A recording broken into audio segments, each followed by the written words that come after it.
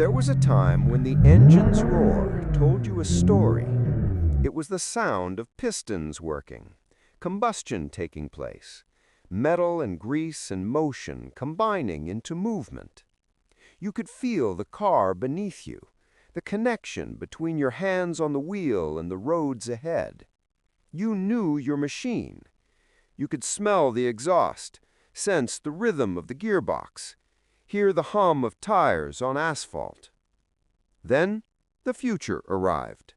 Silent motors, instant torque, dashboards with no buttons.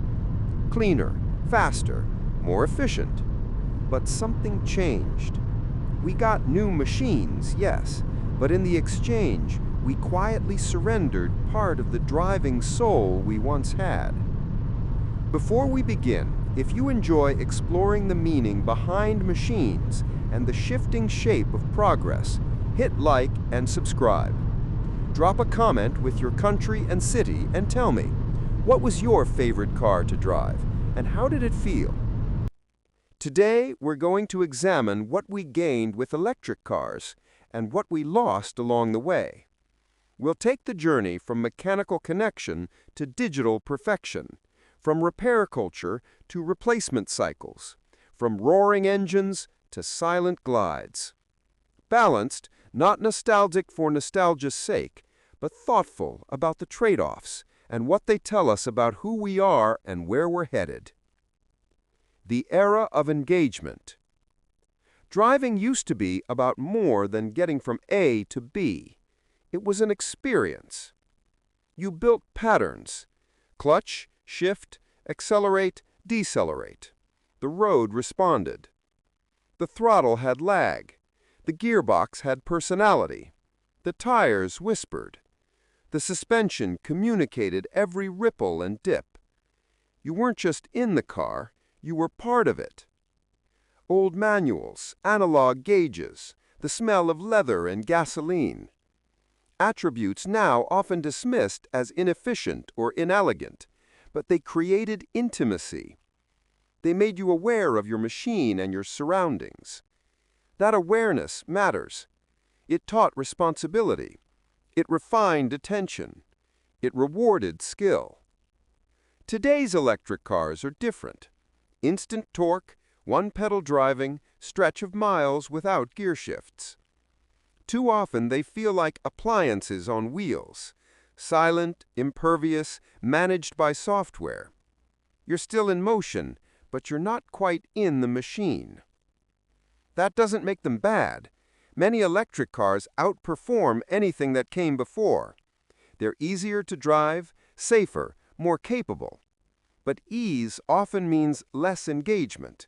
And for those who loved the dialogue of machine and driver, something subtle slipped away. Design philosophy, durability versus efficiency. In the analog era, designing for longevity made sense. Components were large, accessible, designed to be repaired. Body panels were steel. Engines were heavy cast iron. Materials demanded space and mass. Repairability was practical. You opened a hood, saw the belts, the hoses, the wiring. You replaced parts. You maintained. You learned your car. And in that process, you built value. The car matured with you. With electric platforms, the design dictates different constraints. Batteries are expensive. Motors are compact. Efficiency demands lightweight materials, tight packaging, modular systems. Software defines behavior more than hardware. This means the past emphasis on accessibility and long-term repair evaporates. The hood lifts to reveal modules and sealed units. What once took a wrench now takes diagnostics and proprietary tools. The result is, modern EVs may have fewer moving parts and less routine maintenance, but when something does fail, the repair is far more costly, and the lifespan is often limited more by software support or battery degradation than by mechanical wear. So yes, we get efficiency, and that's vital in today's world, but we lose a dimension, the direct mechanical lifespan, the idea that you could fix and keep your car for decades. The cultural shift, ownership and experience. Ownership used to mean something. A car was more than an asset. It was a companion. You knew its quirks. It carried memories. It stayed with you for years. You repaired it yourself, modified it, perhaps loved it despite its imperfections.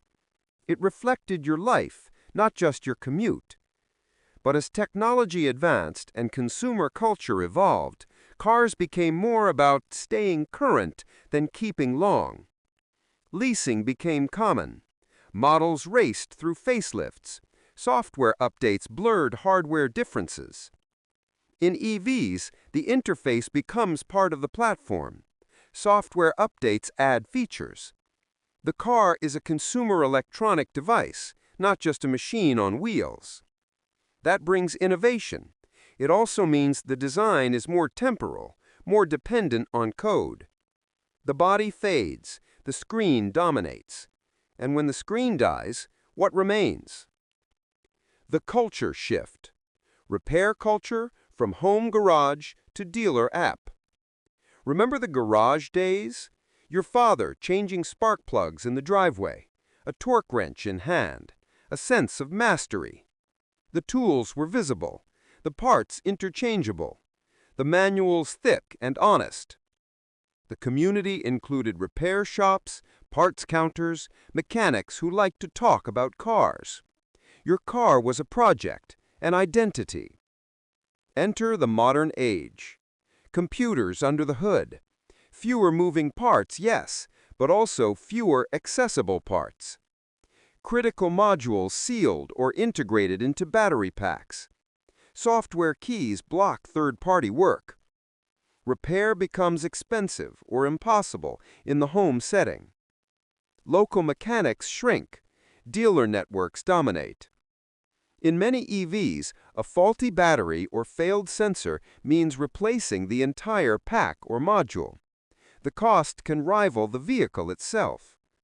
So yes, newer cars can be simpler to drive, but they are far harder and often more expensive to repair.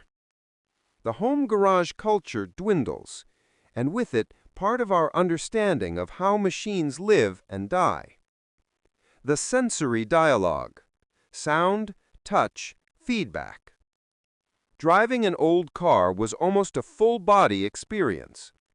You heard the engine's tone change as you revved it. You felt the vibration through the shifter. You smelled the gasoline or cooling fan. You looked at analog dials acknowledging your inputs. Every sensory layer reinforced your presence in the machine. You were the pilot, the conductor, the engineer. An electric car? The dial may spin, the screens may glow, but the sensory depth is lower. The silence of the motor, the lack of shifting, the muted feedback. All efficiency gains, yes, but also layers removed. The future needed silence. It needed refinement. It needed fewer distractions. But in doing so, it removed texture. It removed imperfections, yes, but also personality. For many drivers, performance improves, but presence diminishes. The ecological equation. Progress with trade-offs. One of the greatest arguments for electric vehicles is environmental. Less tailpipe pollution, less dependence on fossil fuel, the promise of a cleaner future on wheels. That aspiration is real and necessary, but every technological shift comes with costs beyond the obvious. Building batteries requires mining. Recycling remains difficult. The infrastructure is new and requires investment. And the pace of replacement matters. A car replaced after 8 years produces more embodied carbon than one used for 20. So while the logic of electrification is compelling, in the real world the story is layered.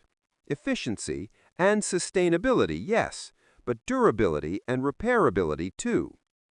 Progress doesn't erase legacy unless we let it. The design legacy, from chromes to screens. Look at a 1960s car interior. Real knobs, mechanical switches, tactile surfaces. Steel, chrome, wood grain. Every part had made by people texture. Every panel could be replaced, every cable traced. Today, steer wheels with buttons, touchscreens replace switches, plastics replace wood. Interiors minimized for cost, weight, and digital aesthetics. The design logic changed. The goal shifted from lasting to newness, from heritage to upgrade.